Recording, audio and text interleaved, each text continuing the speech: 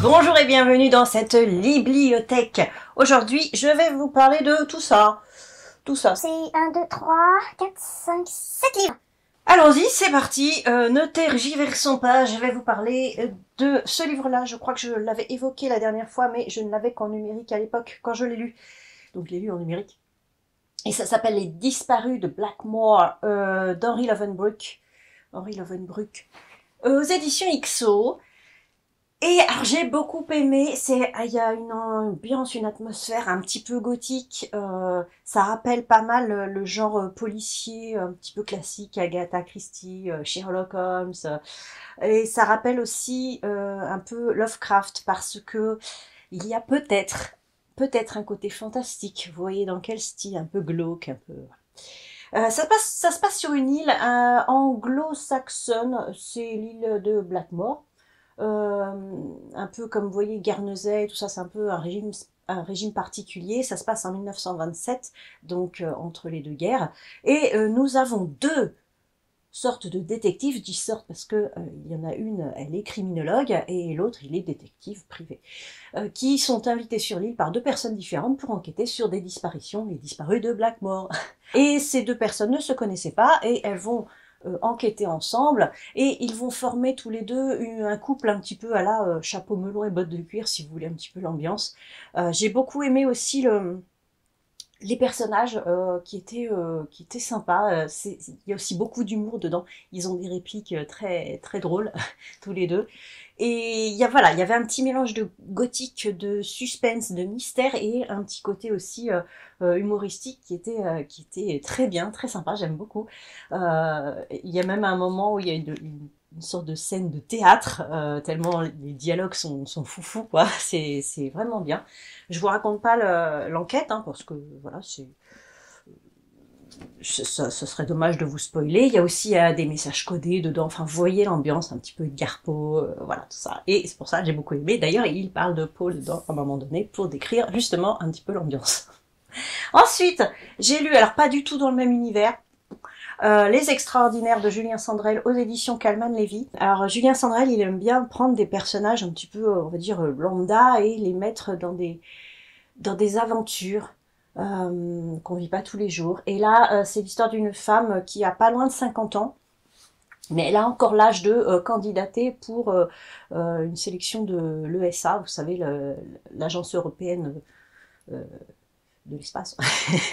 J'ai plus mes mots, mais vous retrouverez tout dans ma chronique Instagram, bien sûr, bientôt. Et donc, c'est pour son anniversaire, ses enfants et ses amis candidatent pour elle parce que c'était un rêve de jeunesse pour elle depuis la maternelle. Elle dit qu'elle veut être astronaute. C'était une sorte de mouvement un peu féministe à l'époque de la maternelle. Elle voulait pas être secrétaire, elle voulait pas être vendeuse ni coiffeuse, elle voulait être astronaute. Voilà, et elle a une chance de participer à ce concours, cette sélection plutôt, et elle va à la première étape. Elle rencontre d'autres gens qui lui ressemblent pas du tout, c'est des gens tous différents, mais qui ont formé un groupe qui s'appelle Les Extraordinaires pour s'entraider, pour s'entraîner, voilà. Et alors, cette femme, elle a eu un traumatisme quelques années plus tôt, je ne vous dis pas lequel, parce qu'on le découvre un petit peu, pas tout de suite.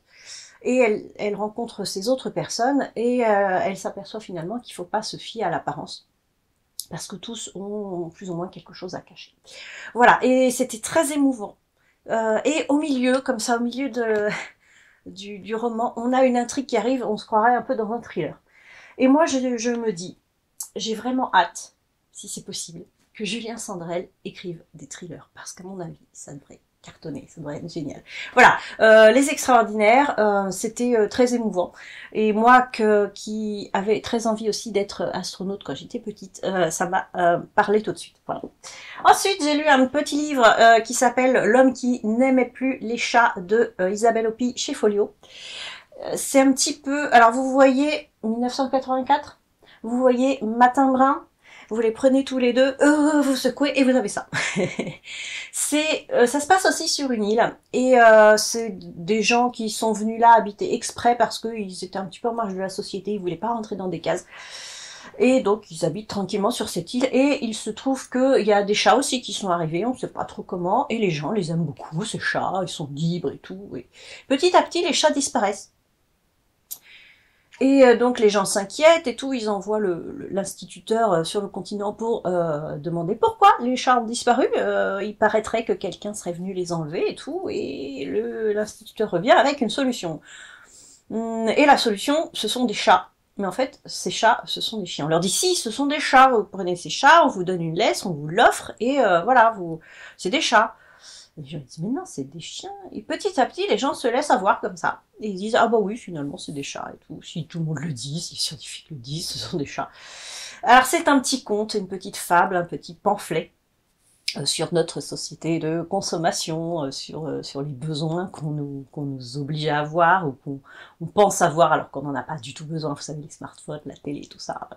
Pour nous faire rentrer dans des cases et pour mieux nous manipuler. Voilà, je ne vous en dirai pas plus parce que c'est très court, hein, mais vous voyez un petit peu le principe du truc et c'était assez satirique. J'ai bien aimé. Ensuite, j'ai lu aussi en numérique le dernier roman de Michel Bussy qui s'appelle 3 vies par semaine aux éditions Presse de la Cité de Michel Bussy donc. Et alors on renoue un petit peu avec le Michel Bussy d'avant, j'ai envie de dire, parce que ces deux derniers, celui sur le Petit Prince, qui était un petit conte sympa, hein, une étude sur le Petit Prince, un petit peu romancé, un petit peu onirique, tout ça, c'était sympa, mais rien à voir avec ce qu'il faisait avant. Et Nouvelle Babel, allez voir ma chronique. Et là, on renoue un petit peu avec le Michel Bussy d'avant, c'est-à-dire il y a une sorte de situation impossible, mais pourtant il y a une explication. On a donc un cadavre, le cadavre d'un homme qui est retrouvé avec 3 identités, et la femme de ce monsieur, de l'une de ces identités, ne comprend pas. Déjà, elle est effondrée parce que son mari est mort, et elle comprend pas pourquoi il y a 2 autres identités qu'elle ne connaissait pas. Et en parallèle, on suit, donc à parallèle de cette enquête, parce qu'il y a une enquête hein, pour savoir pourquoi il avait des identités différentes, on suit aussi 2 femmes qui s'inquiètent de ne plus avoir de nouvelles de leur homme. Voilà. Et le destin de ces 3 femmes va se retrouver, voilà. Et je ne vous en dis pas plus parce que ça serait trop spoiler. Alors des fois c'est tiré par les cheveux. Hein, je vous raconte, je vous mens pas. Des fois, mais on se laisse quand même aller dans l'histoire et on a envie de savoir ce qui s'est passé et tout ça. Et voilà. Par contre, j'ai pas du tout aimé le traitement des personnages féminins, pas crédible du tout. Elles m'ont plutôt énervé ces femmes-là dans ce roman. À part la gendarme. Mais c'est tout. Voilà, les femmes, Michel Bussy, va falloir faire quelque chose sur les personnages féminins, parce que sinon, oui. Ensuite, j'ai lu Luxe de Maud Mayeras chez Pocket. Waouh. C'est un roman très court, mais wow, très puissant. Ça se passe en Australie et un jeune homme revient 15 ans après pour venger la mort de son meilleur ami. Il avait un seul ami en Australie parce qu'il a débarqué comme ça un été avec sa mère. Il venait de France, il était un peu paumé et il s'est trouvé un pote, un meilleur pote et voilà, il vient venger sa mort parce qu'il a assisté à ça.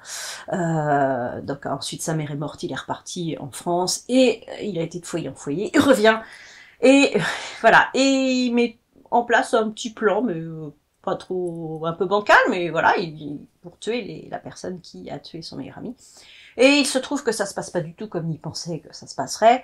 Il y a, comment dire, des bruits qui courent, comme quoi c'est la fin du monde. Effectivement, il y a un tsunami qui arrive, qui dévaste tout. Et en fait, on rentre dans une aventure, waouh, à cause de ce tsunami qui pousse tout le monde vers les terres et tout. Et je ne vous en dis pas plus parce que c'est énorme. C'est énorme, il se passe tellement de choses dans si peu de pages, quoi. Vous voyez, et c'est un peu une ambiance à la Stephen King, vous voyez, quand il décrit un petit peu comment dire, les décors, les environs. Voilà, allez-y, lisez-le parce que c'était très puissant, très puissant. Ensuite, j'ai lu la suite d'une saga que j'adore qui est Les Chroniques de Sainte-Marie de Johnny Taylor aux éditions Hervé Chopin. C'est le livre 11 qui s'appelle Préparez-vous au pire. Et c'était pas le pire, c'était le meilleur. Non, c'est un des meilleurs. J'ai beaucoup aimé. Vous voyez, bon, alors, ça fait épais, mais il y a même pas 500 pages. Mais il se passe énormément de choses dedans. Il est à 16 €. Franchement, vous en avez pour votre argent, quoi. On a l'impression qu'il y a 12 millions de choses qui se passent. Et pour autant, on n'est pas perdu du tout. Et ça parle aussi de ce qui s'est passé avant. Et Ghislaine Maxwell est historienne et elle retourne dans l'histoire pour vérifier les faits, pour vérifier ce qui s'est vraiment passé. Et donc elle y retourne plusieurs fois. Il y a aussi un autre souci, c'est qu'elle a un ennemi juré qui s'appelle Clive Ronan et qui veut la tuer, qui veut enlever son fils, enfin qui veut lui faire du mal, et il faut qu'elle arrête ça, quoi. Donc il y a plusieurs choses, il y a son travail d'historienne, il y a ce méchant aussi, et il y a plein de choses, je peux pas tout vous raconter, mais il y a tellement de choses. En plus on visite l'histoire, en plus c'est génial, c'est humoristique, c'est de l'humour anglais, je ne saurais vous conseiller plus de lire toute cette série, parce qu'à chaque fois je le fais, mais allez-y, quoi, franchement, allez-y. Apparemment, pour l'instant, il y a 13 tomes, on en est au 11 en France. J'ai pas envie que ça s'arrête. Et enfin, je vais vous parler de ce livre-là, qui s'appelle Ce qui est enfoui, aux éditions Actes Sud, Actes Noir, de Julien Freux. Et alors, pour vous résumer un peu l'ambiance, l'atmosphère, je vais dire que vous prenez un peu de Stranger Things, vous saupoudrez d'Interstellar et de Twin Peaks. Et ensuite, vous ajoutez un peu de Bazar de Stephen King et vous obtenez quelque chose qui va ressembler à ça. Pour l'ambiance, c'est ça. Ça se passe dans les années 90, on est avec une bande d'ados qui, vous savez, qui jouent au jeu de rôle et tout. Et il y a des disparitions d'enfants dans ce village français. Et les enfants vont commencer à aller dans la forêt pour voir ce qui se passe et tout. Et ils assistent à l'enlèvement de la sœur de l'un d'eux, parce que c'est fait enlever. Et ils pensent que c'est un démon, donc ils veulent le tuer. Il se passe plein de choses là-dedans. On a l'impression qu'il y a que ça, mais après ça repart. Et ça repart sur d'autres aventures. C'est un peu fantastique, parce qu'on s'aperçoit que dans ce village, le temps s'écoule pas normalement. Il y a une sorte d'entreprise mystérieuse qui est là aussi, qui enquête sur cet écoulement du temps bizarre. Enfin, je veux pas vous spoiler, mais voilà, il se passe plein de choses. Il y a aussi une enquête sur ces disparitions d'enfants, et voilà. Donc c'est marqué comme thriller, mais c'est thriller plutôt fantastique. Hein. Oui, il y a une enquête, tout ça, mais on est vraiment dans du fantastique. Voilà, c'est Stranger Things par exemple. Enfin, vous voyez, c'est un peu l'ambiance là. Et oui, moi j'ai beaucoup aimé surtout parce que j'avais à peu près le même âge que les enfants à l'époque, dans les années 90. Un peu plus vieille, mais j'étais vraiment dedans, quoi. Ça m'a rappelé plein de souvenirs. Donc, et je pense que c'était une époque où on pouvait encore, dans la police, par exemple, dans la gendarmerie, se permettre certaines choses qu'on pouvait pas. Enfin, je dis ça parce que le gendarme là-dedans, c'est Chuck Norris, quoi. Voilà, il se permet tout, il casse la tête à tout le monde, et je pense que là, si ça avait été écrit dans les années là, on se dirait, mais non, mais le mec, il est pas crédible, quoi. Et là, on sent qu'il y a pas mal de références à plein d'affaires un peu bizarres, politiques, vous voyez, qu'il y avait eu à l'époque, des suicides, des assassinats, des choses comme ça qui sont passées à la trappe. Il y a plein de références à ça, et je pense que ça fait partie un petit peu de cette ambiance, on nous cache des choses, voyez, un petit peu de théorie du complot aussi. Voilà, et j'ai bien aimé cette ambiance-là aussi, par nostalgie un petit peu. C'est tout pour aujourd'hui. Donc il y avait un petit peu tous les styles, hein, j'ai l'impression. Voilà, il y avait pas mal de thrillers romans policiers, mais il y avait aussi de l'aventure, du conte satirique, un peu d'humour, pas post-apo mais presque, du voyage dans le temps, du tout. Voilà, c'était une petite sélection assez sympa. Qu'est-ce que vous lisez en ce moment, vous? Des romans, des biographies, des livres scientifiques, dites-moi tout. Et sur ce, bonne lecture.